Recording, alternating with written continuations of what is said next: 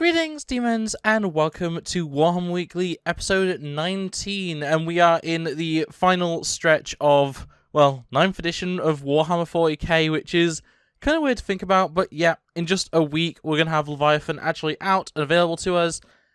It's so weird, but in any case, we don't really have that much to talk about, though there are some things I want to go in a little bit of depth with, so let's just roll the intro and get into the topics. Not the leader of a cult, RabbitWithAxe. And starting off, it has to be spoken about, the indexes as well as the point costs have been revealed for new 40k, for 10th edition, whatever you want to call it, for Leviathan. And it's a very mixed bag. For me personally, my armies are Raven Guard, Space Marine, Chaos, Space Marine, just undivided, or technically Thousand Suns, but I don't play Thousand Suns specifically because I like some of the other models that I can't run in that. And most recently, Chaos Knights have become part of that equation. I do technically have other very minor armies that are realistically just slightly larger kill teams. I have Death Watch, I have Tau, I have Sisters of Battle. I just don't really focus too hard on them because, as I say, they are essentially glorified kill teams to me, and that's how they're probably going to stay for a long time. But in any case, yeah, the indexes are very, very interesting. From everything I've personally looked at and heard from a bunch of my friends that play different legions and different factions and stuff, yeah, it's just a mixed bag. I'm going to go over some of the things that I don't necessarily know the most about, but just have the most feelings about. So, generally, just covering my bases, Space Marines as a whole are pretty alright. Honestly, like, everything is fine. It's to be expected for Space Marines. Like, they're never going to be under-buffed, but they might be over-buffed sometimes. They seem to be generally pretty good. I'm happy with where they are. My army is still really inefficient, and as I've complained many times before, the legacy rules for Horus Heresy units is really annoying, though apparently the Dreadnoughts are no longer going to be legacy, which is very interesting. We're actually going to have rules for those that keep updating.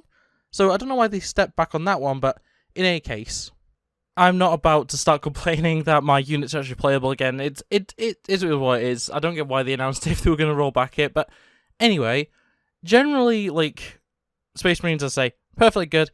Chaos Space Marines, it's still very much Chaos Undivided is pretty much the best way you can run it. Running, something like Alpha Legion or Black Legion or Iron Warriors, that is the ideal way to actually play Chaos right now, especially the Space Marine portion of it.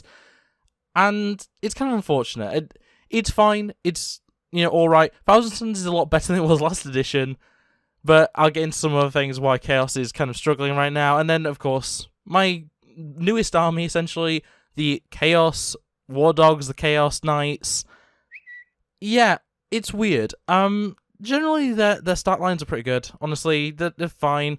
Nothing too major has happened, which is surprising, honestly, with Knights in general. From what I've seen, the actual Imperial Knights have also kind of remained pretty alright, which, as I say, is just a little bit odd to me that they haven't made any major changes, because I've played way more against Knights than I've ever obviously played with Knights, because I don't have a full army yet, but yeah, it's going to be interesting, to say the least, with all the changes that have been made to other factions. Like, I could see Knights plummeting very quickly.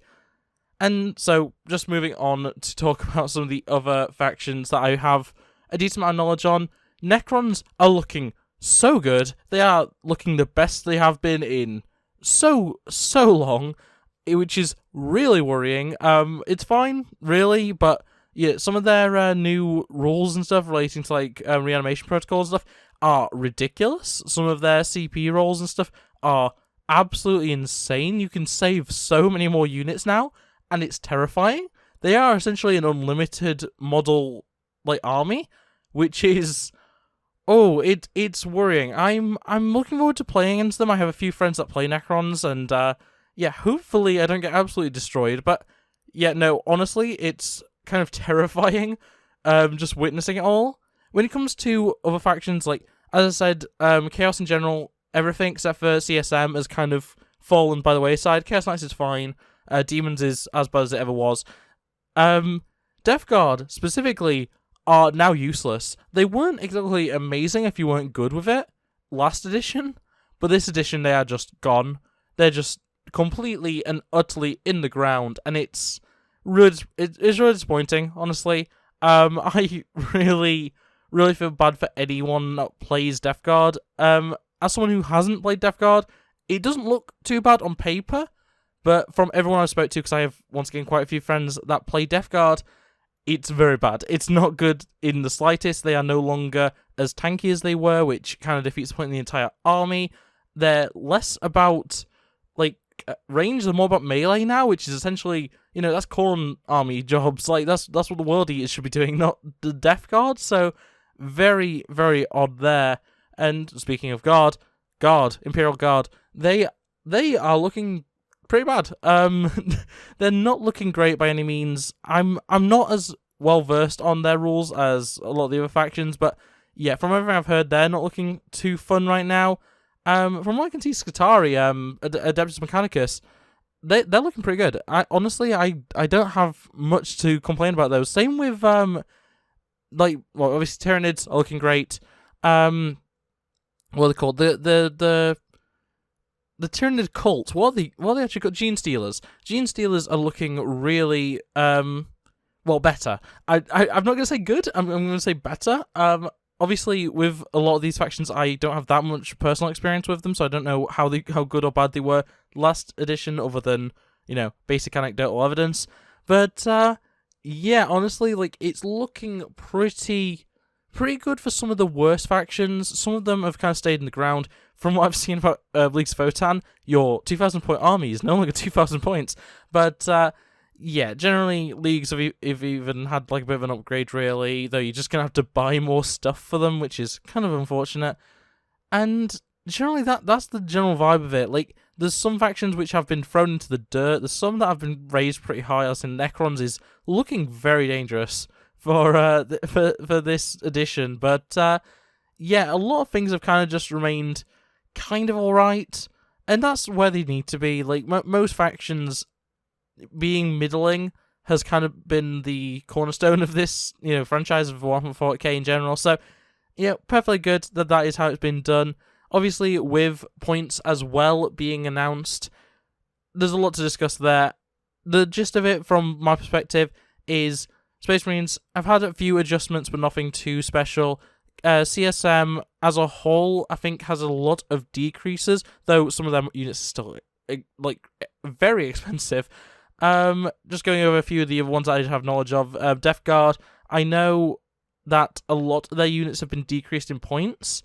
Increased in points, but Mortarion has been decreased. Mortarion is now cheaper than Abaddon for some reason, which is really weird.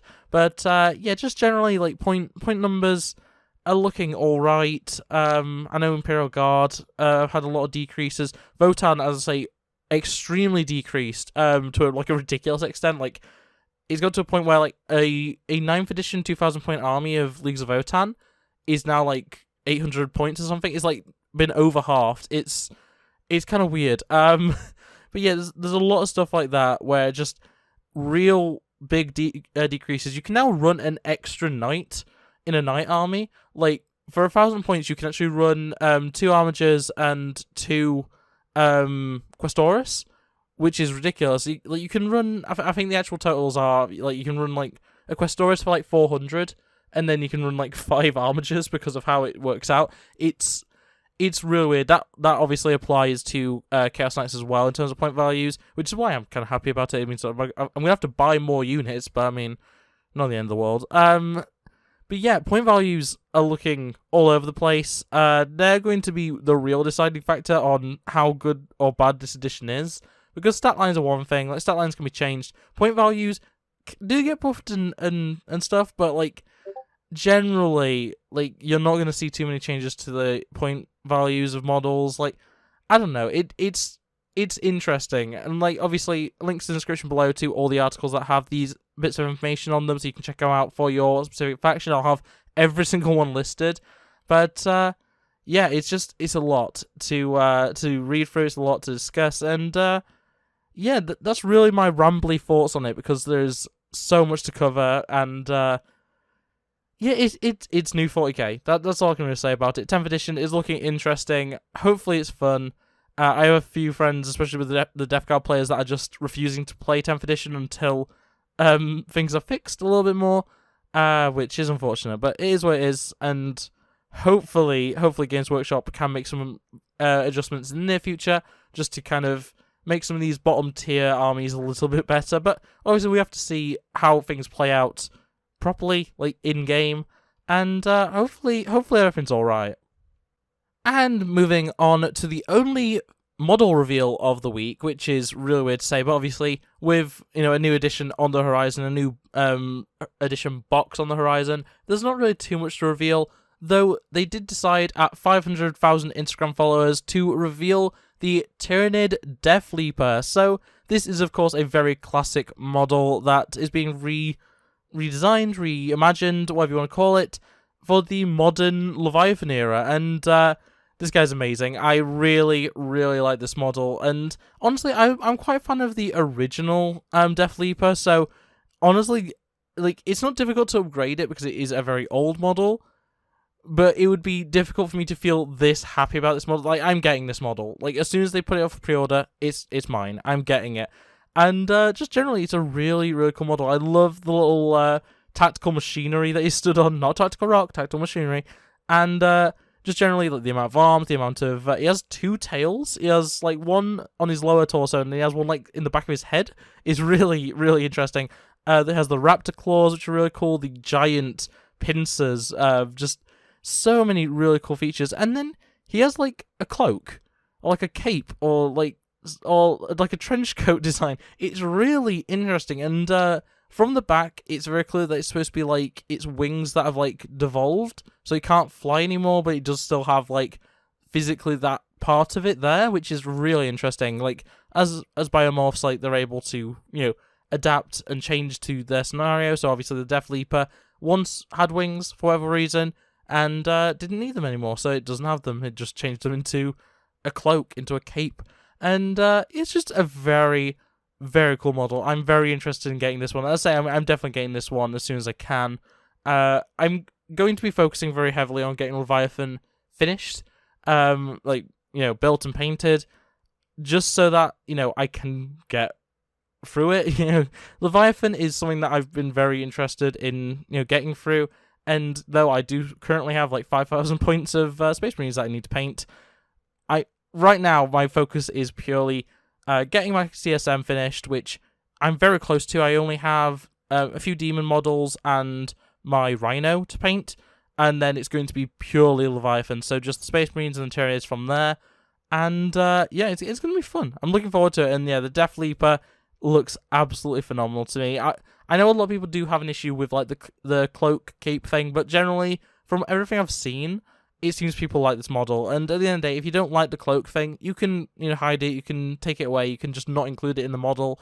I'm sure it's easy enough to kind of cut it away, make it a little bit more like a bunch of tendrils or a bunch of tails or something like that, if you're not interested in that look. And generally, I really do like it. The back of the head tail is a bit weird. That's one thing that I have agreed with a few people that don't like this model. Like, that thing is a little bit weird. Why didn't they just put it lower? Like, even if it was, like, back of the torso, I'd be a little bit more okay with it, but as is, really good model, very excited to have this one in hand, and the Deathleaper's back, new for Leviathan, new for 10th edition, and yeah, it looks great, let's be honest. And moving on to the final topic for this week, the Rumour Engine for the 13th of June, 2023, and It's something. I honestly have no idea where to even start with what this thing is. It kind of looks like a hat or a hood of some description. Honestly, it kind of screams elf to me, whether that's Eldari or, elves from fantasy, from AOS. I really don't know what to make of it. It's weird. It's, got little prongs on it. It's like a cone shape. It's interesting, to say the least. And honestly, that's all I can say about it. It's really unfortunate when I have, Rumour Engines like this where I really cannot tell you anything about it. Like, it's lucky that I show these on screen because, yeah, I don't know. It's not a face, it's not a weapon, it's not, like, anything like that. So I really don't know what to say. I as I am leaning towards it being a hat, but honestly, it could be literally anything. But on that note, that is going to be everything for this episode. So yeah, a very short episode on topics, but I had a lot to say about the indexes and the point values. So yeah, in any case, that's going to be it for this video. So I hope you enjoyed. If you did, make sure to like it, subscribe if you're new here, and ring the bell so you never miss upload. Otherwise, it's going to be it from me, and yeah, bye. Look at the screen, you'll be fine. Culture's a disease, but worlds divide. I just wanna take